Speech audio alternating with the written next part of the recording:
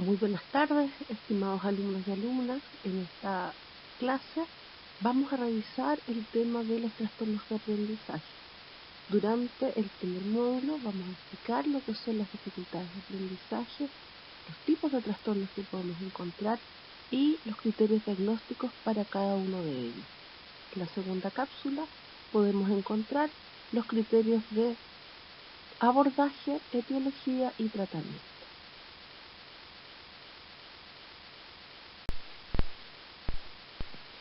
Es tremendamente importante que hagamos la diferenciación entre los distintos tipos de dificultades que podemos encontrar frente a la situación de aprendizaje escolar. Los que trabajamos con niños podemos darnos cuenta que uno de los principales motivos de consulta por los que los padres asisten con los niños se relacionan con dificultades en el aprendizaje, en el sentido de que les cuesta aprender o bien que sus desempeños no son acordes a las expectativas, sea del colegio, de la familia y o de los niños. Por eso es importante diferenciar los trastornos que son dificultades producto de un cuadro más global, como por ejemplo un déficit intelectual, o bien cuadros que son específicos, como la disortografía, o la discalculia, o la dislexia. Ahora, si podemos ver en esta diapo, en la de la izquierda nos damos cuenta que también cobra importancia la situación de los trastornos del lenguaje. Desde aquí entonces nos preguntamos qué son los trastornos específicos del aprendizaje escolar. Son aquellos trastornos que no son categorías diagnósticas con punto claro de corte y en general tienden a ser persistentes en el tiempo. Esto es tremendamente importante porque los niños que lo padecen van a padecer el trastorno durante toda su vida.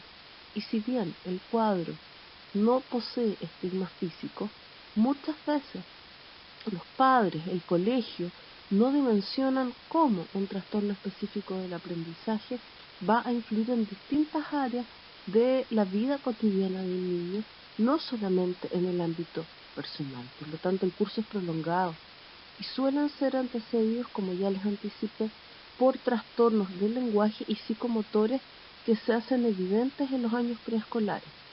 Y en la adultez se expresan en insuficientes hábitos de orden y también un déficit o dificultades en las funciones ejecutivas. El cuadro no se presenta igual de un sujeto a otro en intensidad y no todos los niños que comparten un mismo diagnóstico van a tener las mismas dificultades pedagógicas y o funciones neuropsicológicas de base alteradas. Hay déficit en algunos procesos cognitivos, especialmente la recepción, el análisis, la comprensión, la retención y la creación de contenidos de aprendizaje. Por eso es tan importante diferenciar las dificultades del aprendizaje específicas de los cuadros que involucran un déficit cognitivo global en el individuo.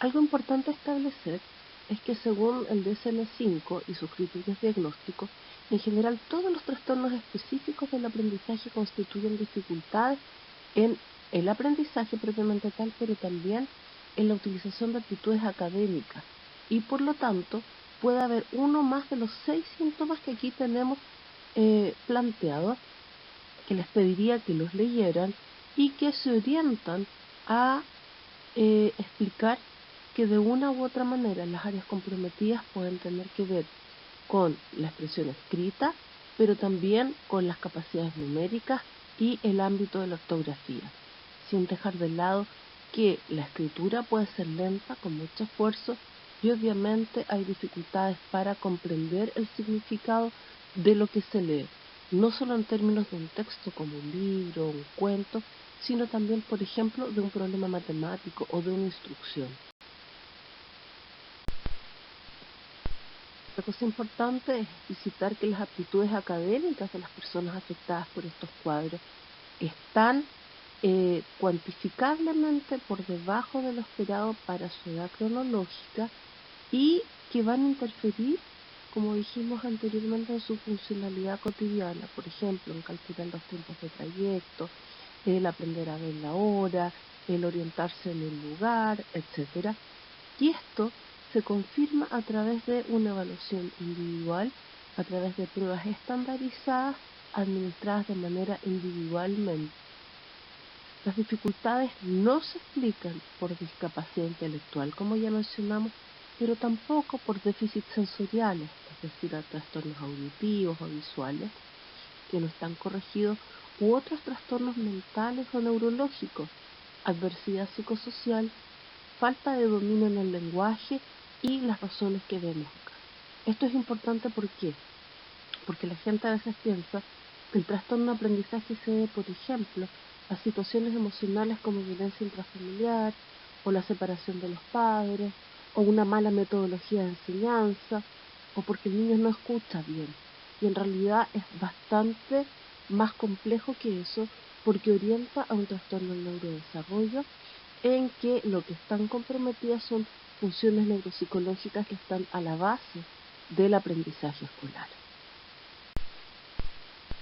Entonces, en la clasificación de los trastornos específicos del aprendizaje, podemos encontrar primero la dislexia, también la discalculia y por último la disortografía.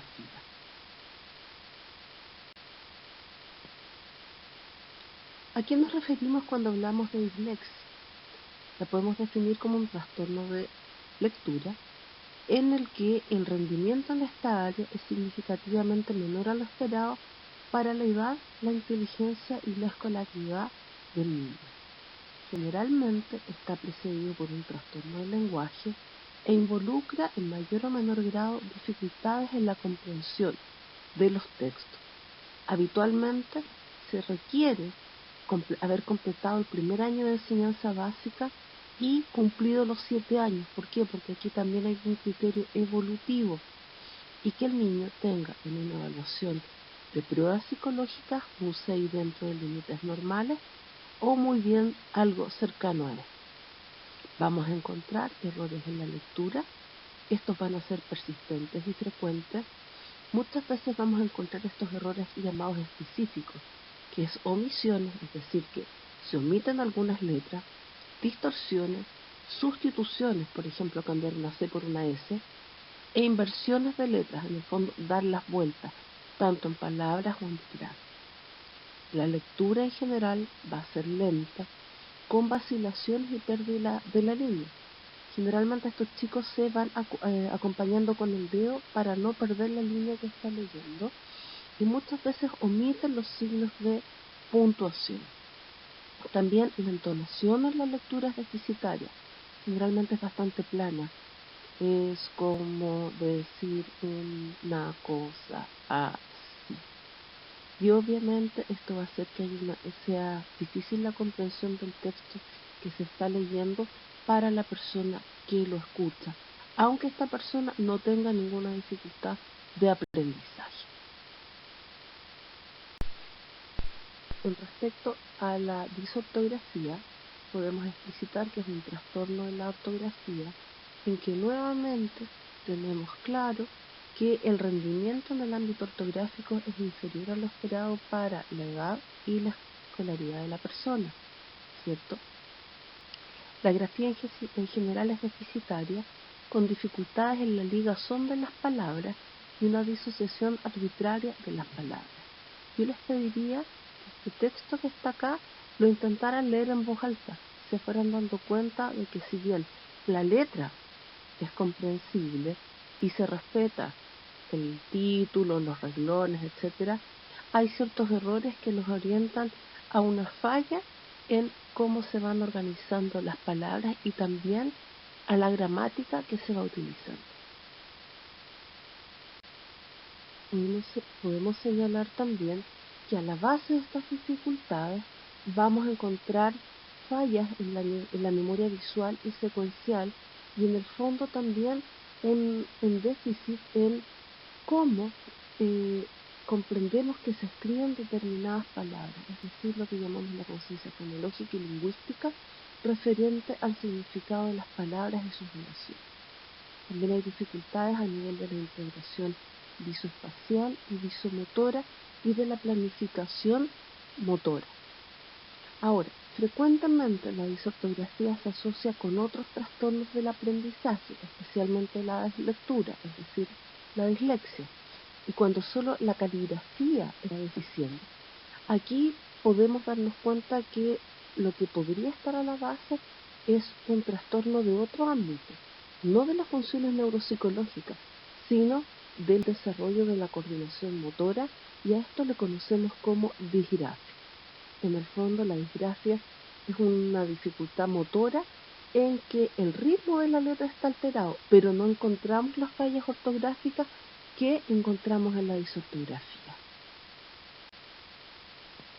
Finalmente nos vamos a referir a la discalculia, que es un cuadro que nos orienta a una dificultad de las funciones neuropsicológicas a la base del razonamiento matemático, y nos explicita que hay dificultades para leer y escribir cifras, pero también en la orientación espacial de las cifras y en la dinámica espacial de la operatividad, es decir, en la lógica del pensamiento en términos de cómo se realizan las operaciones.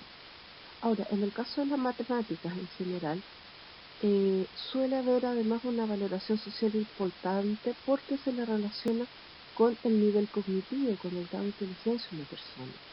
Por lo tanto, no es raro que hayan trastornos ansiosos o déficit atencional como comorbilidades, y es poco frecuente que cuando se presenta la discalculia no hayan dificultades de la lectoescritura. Aquí lo que también existe es una dificultad para comprender símbolos matemáticos, operatorias, reglas de cálculo, y dificultades también para aprender las tablas de multiplicar. De base vamos de nuevo a encontrar alteraciones en la organización visoespacial y en la representación de la cantidad, es decir, el concepto de número. También nos vamos a dar cuenta que hay problemas para cuantificar, para contar, y en funciones ejecutivas ligadas a la memoria, especialmente de trabajo. Hasta aquí llegamos con nuestra primera cápsula, y espero que en términos de definición y de comprensión de los trastornos de aprendizaje ya tengan una idea que les permita entender a lo que nos referimos cuando los explicitamos, y en la siguiente cápsula vamos a ver factores ligados a etiología, prevalencia y también, por supuesto, a lineamientos de tratamiento. Muchas gracias.